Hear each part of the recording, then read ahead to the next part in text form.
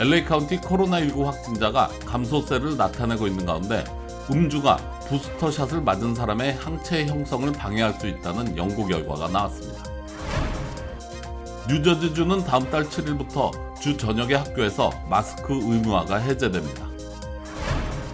코로나 확산 방지를 위해 한인 어르신들께 마스크와 방역용품 등을 전달하는 행사가 열렸습니다. 5대 가운데 하나인 이리 호수의 빙판 위에 고립된 18명이 무사히 구조됐습니다. 레이크타워에서는 얼음 위에서 스케이트를 타다 한 명이 익사하는 일이 벌어졌습니다.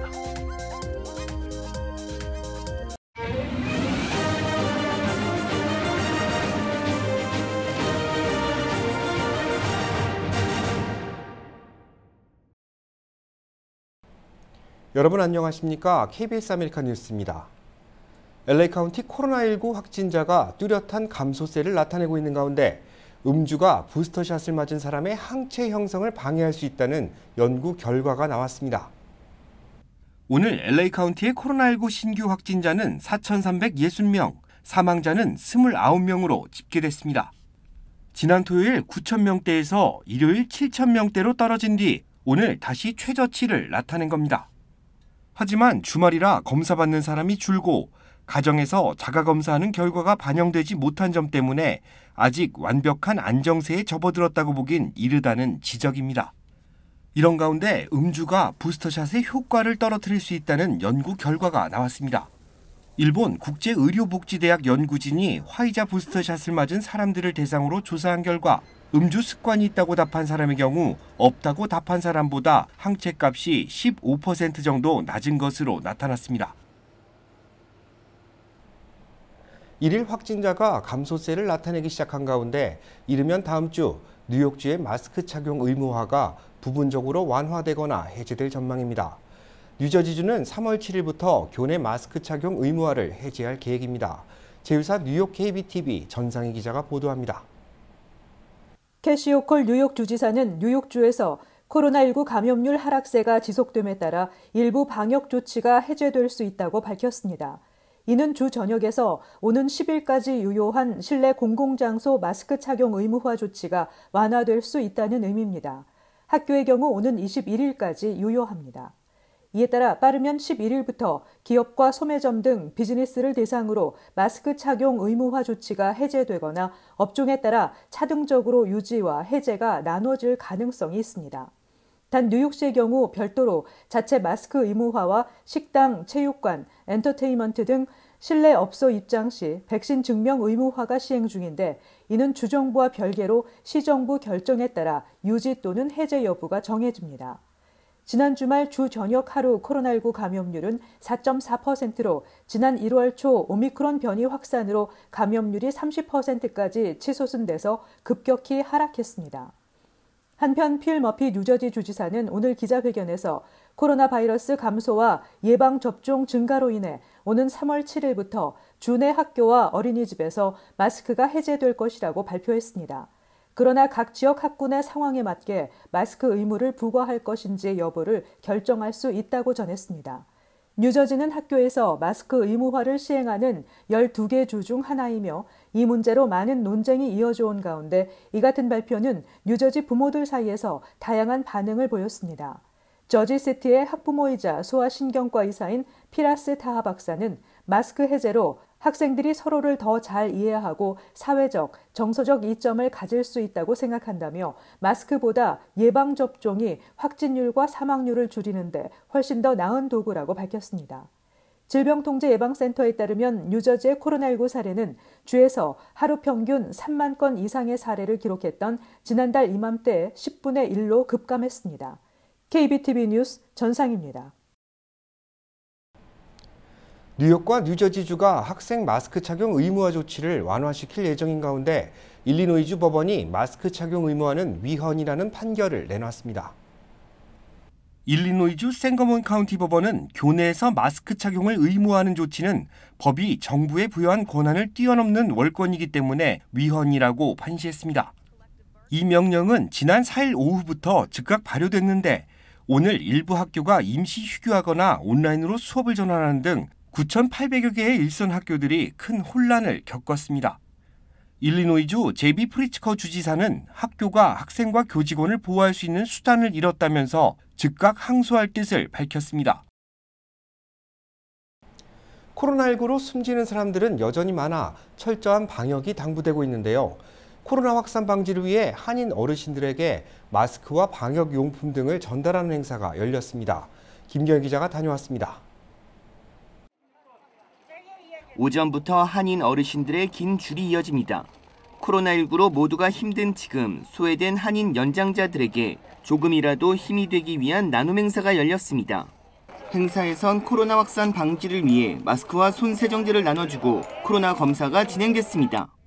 행사에 참여한 200여 명의 어르신들은 봉사자들이 준비한 음식과 무료 코로나19 검사를 받으며 지역사회 관심에 고마움을 표했습니다.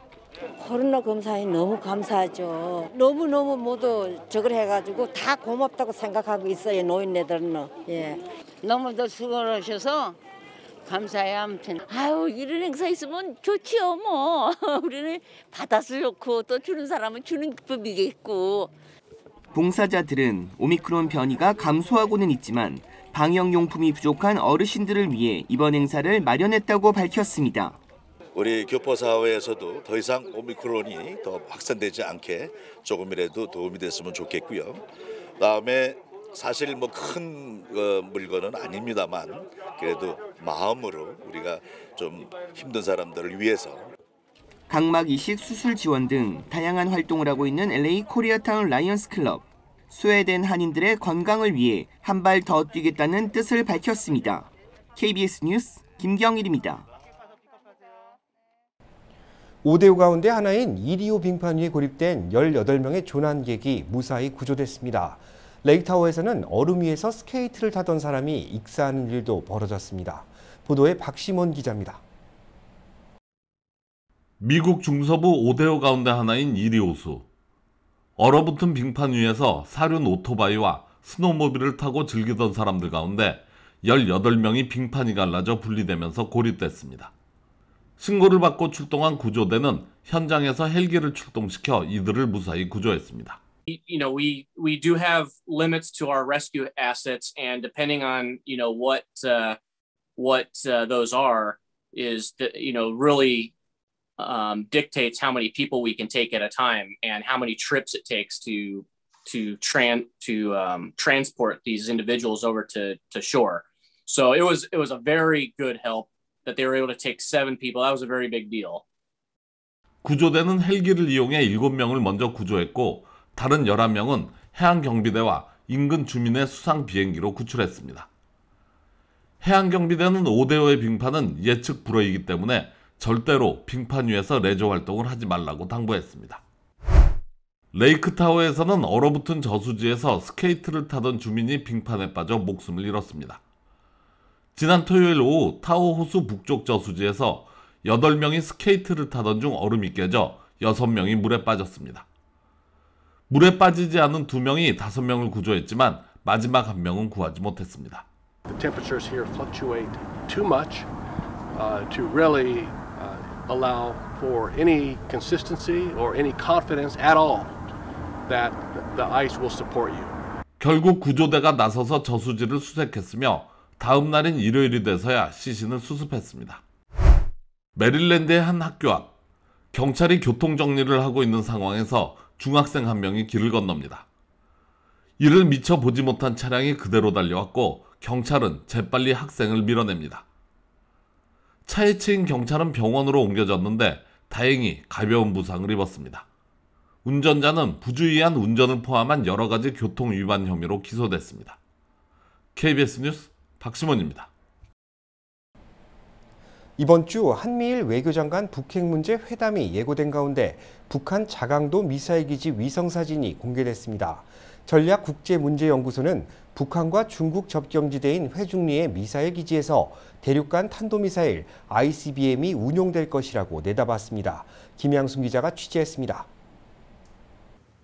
비무장지대에서 338km 떨어진 북한 자강도 회중리에 미사일 운용 기지가 공개됐습니다. 미국 전략국제문제연구소 CSIS는 눈과 초목으로 가려진 회중리 기지의 최근 위성사진을 공개하며 이곳에서 북한의 대륙간 탄도미사일 ICBM이 연대 규모로 운용될 것이라고 내다봤습니다. 북한에서 최근 완공된 미사일 기지인 만큼 ICBM 운용을 위한 요구사항을 충족시켰을 것이란 분석입니다. 단기간에 ICBM이 실전 배치되지 않을 경우 지난달 30일 북한이 자강도에서 발사한 중거리 탄도미사일이 배치될 것이라고 전망했습니다. 이번에 공개된 북한 회중리 미사일 운용 기지는 2018년 미 CNN 방송이 ICBM 발사 기지로 지목하며 그 존재가 알려진 바 있습니다. 1974년 미국 CIA의 위성 사진에는 험준한 산악지대로만 나타나 있지만 2010년 미사일과 발사대를 저장할 수 있는 지하시설과 차량 이동형 시설 2곳의 공사 장면이 처음 포착됐습니다. 중국과의 거리는 25km에 불과합니다. 전문가들은 중국과 국경이 가까워 유사시 한미가 타격하기 어렵다는 점을 노린 것이라고 분석했습니다. 북한의 잇단 미사일 시험 발사로 북핵 위기감이 높아진 상황. 미 국무부는 이번 주 연쇄적으로 열리는 한미일 북핵 수석대표 간 협의와 외교 장관 회담의 최우선 주제가 북한의 미사일 대응 방안이 될 것이라고 밝혔습니다. 워싱턴에서 KBS 뉴스 김양순입니다. 주택 구입과 판매에 대한 설문조사가 이뤄졌는데 지금이 구입의 적기라고 대답한 사람은 4명 중 1명에 불과했습니다. 주택담보대출보증기관 페니메이가 지난달 미국인 1000명을 대상으로 조사한 결과 지금이 집을 사기 좋은 시기라고 응답한 사람은 25%에 불과했습니다. 이는 지난 2010년 조사가 시작된 이후 가장 낮은 수치입니다. 반면 지금이 집을 팔기 좋은 시기라는 답변은 전체 응답자의 69%를 차지했습니다. 주택구매 심리지수도 지난해 같은 기간보다 5.9포인트 하락한 71.8포인트를 기록해 팬데믹 사태 초기인 지난 2020년 5월 이후 최저치를 나타냈습니다. 이처럼 주택 매수 심리가 꺾인 것은 팬데믹 기간 집값이 크게 오른 데다 연준이 기준금리 인상을 예고하면서 대출금리가 오르고 있기 때문으로 분석됩니다. 아마존이 프라임 회원 연회비를 최대 17%까지 올린다고 밝혔습니다. 4년 만에 인상을 단행한 것인데 높아진 물류비가 원인이라고 합니다. 아마존 프라임 연회비가 기존 $119에서 $139로 오릅니다. 아마존은 인건비와 배송비 등 물류비 부담이 높아짐에 따라 연회비 인상을 결정했다고 밝혔습니다. 매달 분납식으로 납부하는 월회비는 기존 $12.99에서 $14.99로 15% 올랐습니다. 전체 유료 회원의 절반이 월회비 납부 방식을 선택하고 있는데 이들은 연간 $179 88센트를 납부해야 하는 셈입니다. 특별 할인이 적용되는 학생용 연회비도 기존 $59에서 $69로 인상됐습니다.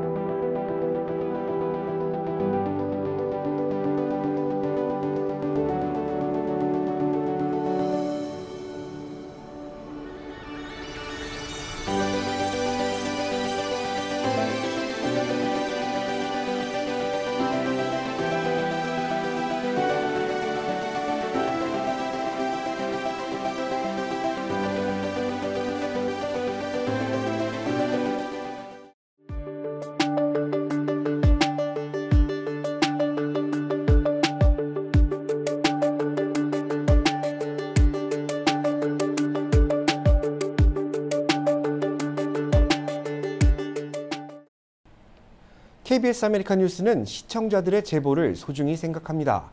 오늘 뉴스 마칩니다. 고맙습니다.